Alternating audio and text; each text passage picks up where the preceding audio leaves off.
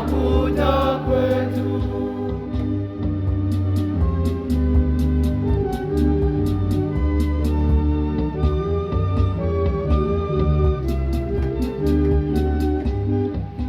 Anakuja kwa ajili yetu sisi, anatuletea wokovu. Ni Masiha, hivyo basi tungojee, tumaini la wanadamu.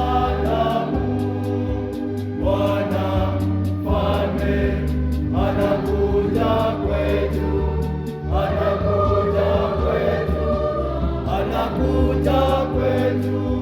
Bwana Mfalme anakuja kwetu, anakuja kwetu, anakuja